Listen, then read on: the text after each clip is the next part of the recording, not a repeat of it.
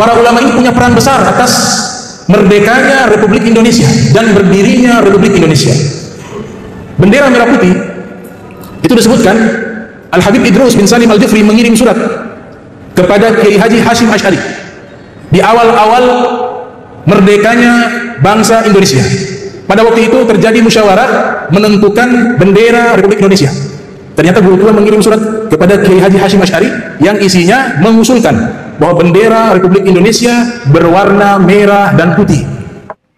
Semua upaya itu adalah alat klan Habib Alwi dan Hadrami lainnya guna menguasai Indonesia Tengah dan Timur. Jadi, kalau Gus Ipul dan Pak Prabowo mengangkat Habib Idrus Salim Al-Jufri sebagai pahlawan nasional, itu berarti Gus Ipul dan Pak Prabowo telah berkhianat kepada NKRI karena mendukung rencana NKRI dibubarkan, lalu dipecah menjadi dua. Khilafah di Indonesia Barat dan NRN di Indonesia Timur, di mana keduanya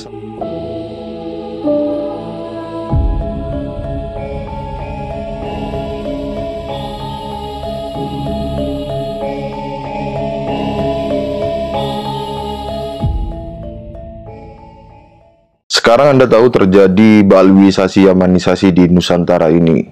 Pelakunya klan Habib Alwi. Apa tujuan klan Habib Alwi dengan Balwisasi Yamanisasinya itu? Tujuan klan Habib Alwi persis sama dengan apa yang Zionis Israel lakukan ke bangsa Palestina, yaitu membunuh bangsa Indonesia, menjajah dan menguasai teritori Nusantara ini.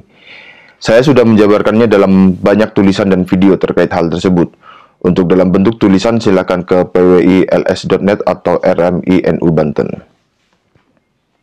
Di video ini saya akan menjelaskan lebih lanjut mengenai operasi klandestin Balwisasi Yamanisasi itu, yaitu tentang posisi dan peran lembaga Al-Khairat dan Habib Idrus Salim Al-Jufri, guru tua, dalam operasi klandestin Balwisasi Yamanisasi sebagai instrumen klan Habib Alwi guna menguasai Indonesia Tengah dan terutama Timur.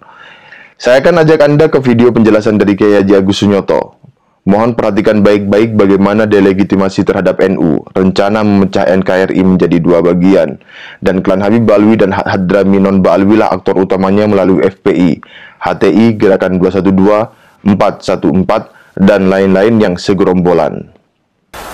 Yang pertama, ini menurut catatan saya, tahun 2014, di sebuah perguruan tinggi ternama di Jakarta diadakan seminar sejarah nasionalis Indonesia.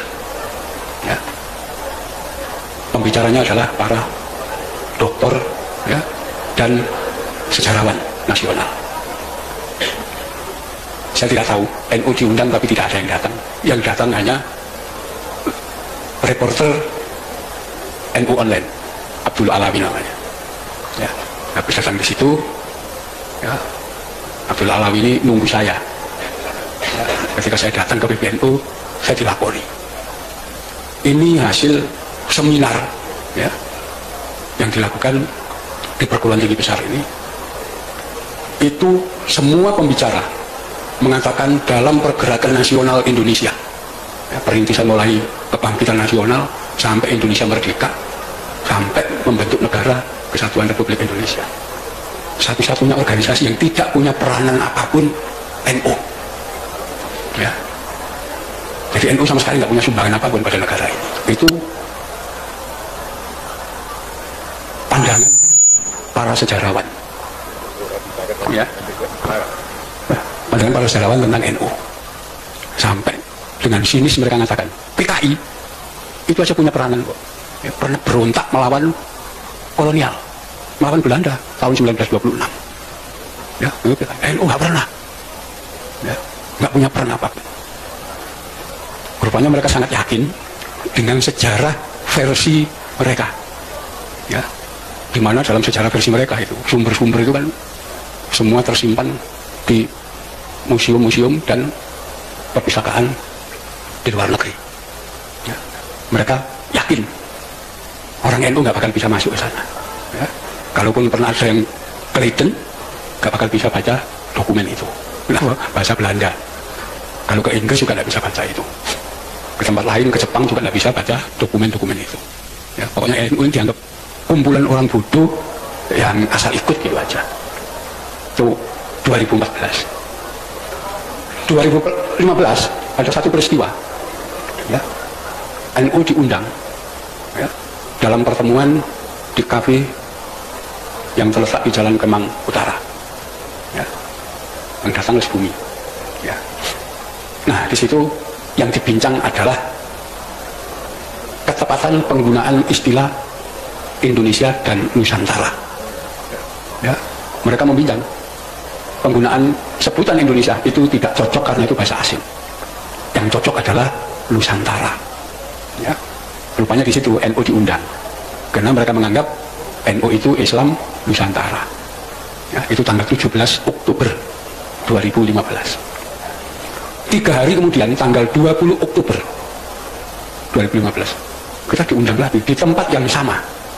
Tapi kali ini bahasanya lain. Ya. Ada 2 tema utama yang dibahas. Tema yang pertama, pembubaran NKRI. Jadi Indonesia mau dibubarkan. Ya.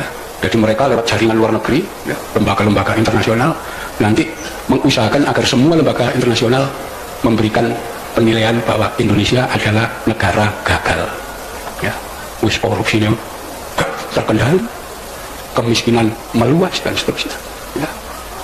Di situ pelanggaran HAM dan itu nanti akan dicap. Ya, kalau sudah jadi negara gagal ya bubar, nanti ganti negara baru. Seperti dulu di Afrika ada negara namanya Rhodesia, ya, ganti Zimbabwe, karena dianggap gagal. Indonesia juga akan dibegitukan. Ya. Nah, kalau NKRI sudah dibubarkan, maka mereka merancang kedua akan membentuk Negara Rakyat Nusantara (NRN). Ya. Yang untuk saat itu sudah terbentuk, wali negaranya namanya Yudi Samhudi Suyuti. Ya. 20 Oktober itu. Jadi jelas mau membubarkan NKRI. Yang tidak pernah mereka sangka dan tidak pernah terpikirkan, 2 hari kemudian 22 Oktober Presiden Jokowi, ya, menetapkan 22 Oktober sebagai Hari Santri, ya. Dan yang di luar perkiraan mereka, begitu Hari Santri ditetapkan 22 Oktober, pesantren se-Indonesia itu upacara bareng dan sepakat NKRI harga mati. Ya. Oh, itu rencana kacau mereka. Ya. Tapi mereka masih melanjutkan rencana itu. Ya. Salah satunya kita bisa lihat gerakan 411 dan gerakan 212. Mereka yang biayai. Ya. Mau menggulingkan Jokowi, bukan hanya menggulingkan Jokowi, tapi mau membubarkan Indonesia. Itulah tanggal 212 itu bagian dari kelompok itu ditangkap sama Polri. Jual, rame. Termasuk nanti diikuti pembubaran ATI. Ya, memang jaringannya ke sana nanti. Karena Indonesia akan dibagi 2, Negara Rakyat Nusantara itu wilayah Indonesia Timur, Indonesia Barat, ya, Kalimantan sampai Sumatera itu khilafah bentuk negaranya. Ya, itu fakta. Ya, itulah tanggal 29 Oktober saya ketemu Kiai Said Akil di Juanda, Surabaya. Saya laporkan, ya, pada beliau ini fakta. Beliau lihat tuh, ini makar ini sudah mau membubarkan negara dan bikin negara baru. Ya. Ya. Jadi nanti kalau Negara Rakyat Nusantara itu terbentuk, setiap satu warga negara itu dikasih tanah 2,5 hektar dan uang 160 juta. Ya, itu rancangan mereka, dananya gede. Dan ini di balik itu ada kekuatan besar. Ya. Disitulah, ya, yang Said Akil melaporkan peristiwa itu ke Kapolri, ke Panglima dan kepada Presiden. Ya, semua ada. Itu. Jadi itulah yang kemudian menjadikan pemerintah sudah mengetahui ketika muncul gerakan 411 dan 212 dan nanti akan diteruskan pada gerakan yang lain. Perhatikan fakta-fakta yang terungkap pada 2-3 tahun terakhir ini. Balwisasi Yamanisasi masif terjadi di Indonesia bagian barat. Tema dan nuansa yang diusung adalah khilafah. Puzzle-nya sesuai dengan penjelasan Kiai Haji Agus Sunyoto yang mengatakan Indonesia akan dibagi 2. NRN itu wilayah Indonesia Timur. Indonesia Barat, Kalimantan sampai Sumatera itu khilafah bentuknya. Bentuk negaranya, itu fakta. Itu Indonesia Barat ya. Nah, sekarang untuk Indonesia Timur yang rencananya akan menjadi NRN, klan Habib Alwi akan bergerak melalui apa? Atau menggunakan instrumen apa untuk menguasai Indonesia Timur dan mempropagandakan NRN sekaligus jadi pemimpin atau penguasanya? Baik pada konteks saat itu dan saat ini. Melalui Muhammadiyah? Tidak mungkin. Melalui NU? Juga nggak mungkin. Meskipun NU sedang kesurupan Habib Tai, dalam hal subversif terhadap negara, NU tidak mungkin melakukannya. Jadi melalui instrumen apa? Yang paling suitable terhadap rencana pendirian NRN itu adalah jaringan lembaga Al-Khairat yang didirikan oleh Habib Idrus Salim Al-Jufri yang konon katanya memiliki jaringan ratusan dan sekitar 1.000 cabang lebih. Jaringan Al-Khairat dan Habib Idrus Salim Al-Jufri digunakan untuk menundukkan pikiran masyarakat Indonesia Tengah dan Timur. Melalui apa?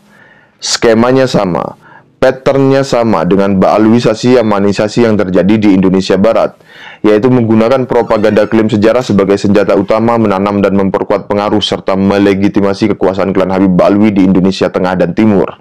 Dan bahwa pribumi Nusantara di Tengah dan Timur harus tunduk kepada klan Habib Ba'alwi karena pribumi Nusantara berhutang jasa kepada klan Habib Ba'alwi. Kita bisa lihat bagaimana bendera merah putih diklaim sebagai jasa Habib Idrus Salim Al-Jufri dan bagaimana narasi itu membonceng nama besar NU. Apalagi tadi disampaikan mau diadakan haulnya guru tua Al-Habib Idrus bin Salim Al-Jufri. Perlu diketahui, ajaran yang dibawa oleh Jam'iyatul Nahdlatul Ulama dengan ajaran yang dibawa oleh guru tua Al-Habib Idrus bin Salim Al-Jufri, juga ajaran yang dibawa oleh mufti-mufti kesultanan yang ada di Maluku Utara, semuanya berada di satu khittoh yang sama, di satu manhaj yang sama, di satu akidah yang sama, di satu fikih yang sama, di satu tariqah yang sama. Perlu diketahui, para ulama ini punya peran besar atas merdekanya Republik Indonesia dan berdirinya Republik Indonesia.